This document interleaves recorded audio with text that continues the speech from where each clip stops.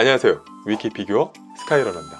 자, 뜬금포로 공개돼서 정말 폭풍과도 같은 인기를 보이고 있는 대한민국의 피규어 제조사 블리츠웨이의 신작 피규어 마릴린 먼로 신작 7년 만에 외출 버전인가?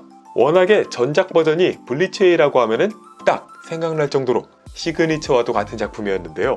그런데 또 마릴린 먼로? 어게인? 불안하셨던 분도 있으셨겠지만요. 그런 불안들을 단숨에 잠재울 수 있을 정도 정말 폭발적인 유저 반응을 보여주고 있습니다. 당장의 신작 피규어의 초기 반응 위키피규어 지수를 확인해보면요.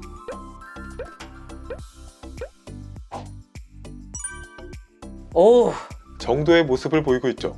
블리츠웨이의 이 새로운 피규어인 마릴린 먼로 여러 멋진 사진들과 피규어 홍보 영상까지도 있었는데요. 바로 그 사진들을 촬영하고 영상이 만들어지던 그 순간 발로 차로 뛰는 대한민국 피규어의 취재기자 저널리스트 위키피규어 역시도 그 현장에 있었습니다.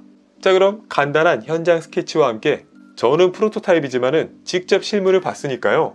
안 봤으면 말을 말어. 저의 소감을 더한 간단한 프리뷰를 한번 감상해 보시죠.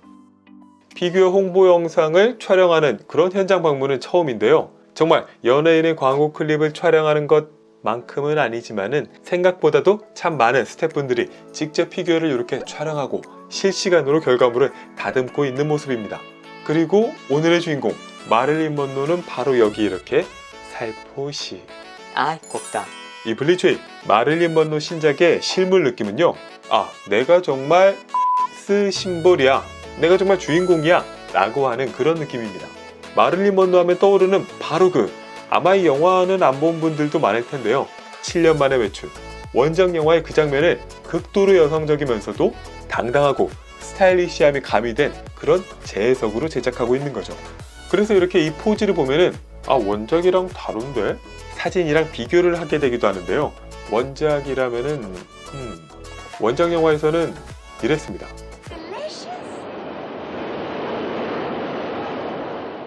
이거 생각보다 밋밋한데?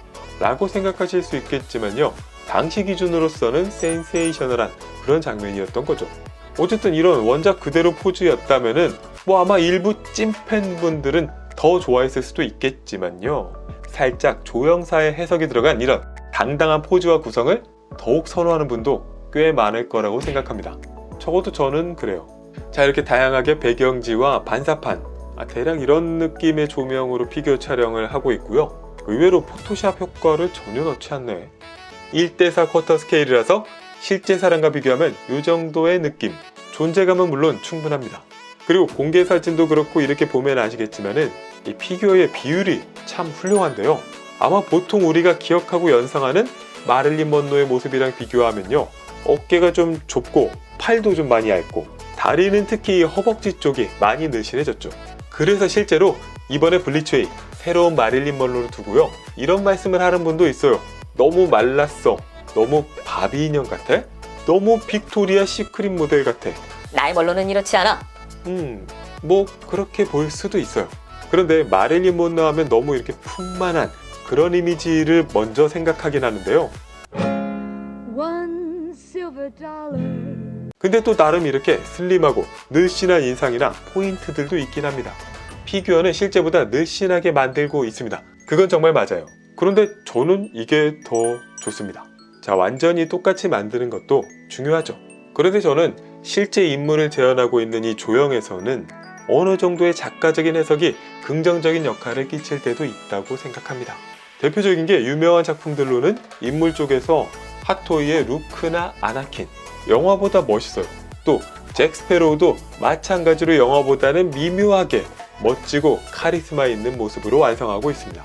그러니까 이게 포인트는요, 지켜야 될 필수 요소들이 있어요. 그것들은 유지를 하고 그 다음에 피규어만의 멋스러움을 어색하지 않은 선에서 더해야 된다는 겁니다. 이 마릴린 먼로를 보면요, 헤드와 이 상체는 지켜야 될 필수 요소로 잘 만들어둔 상태에서 늘씬한 바디라는 피규어만의 무기를 장착했다라는 느낌이 듭니다. 그러니까 저는 원래 마릴린 먼로를 그렇게 좋아하지 않았어요. 그리고 또 원래 첫 번째 버전 굿. 이렇게 생각하고 만족하기도 했었습니다. 근데 이번에 마릴린 먼로는 그냥 실물 보자마자 대박이야. 그냥 이 느낌밖에 들지 않습니다. 거의 역해 중에서 역대급 인생 역해로 손꼽을 정도예요. 만약에 실사 인물 피규어를 한정하자면은 그냥 얘가 제가 봤던 역캐 중에 최고? 적어도 베스트 3 안에 들 정도고요. 이런 친구들을 처음 봤을 때의 그 정도 임팩트를 저는 느낄 수 있었습니다. 특히 이번에는 더욱 많이 노출되고 있는 어깨, 흉부, 종아리, 허벅지, 그리고 뒤태까지 이 바디 조형이 정말 열일한다 그런 느낌이고요. 눈을 살짝 감은 이 표정과 마릴린 먼로 특유의 이 헤어 디자인은 매칭이 참 좋아서 정말 실사삘이 나죠. 그리고 여기에다가 속눈썹을 이렇게 직접 풍성하게 심고 있는 게 포인트입니다.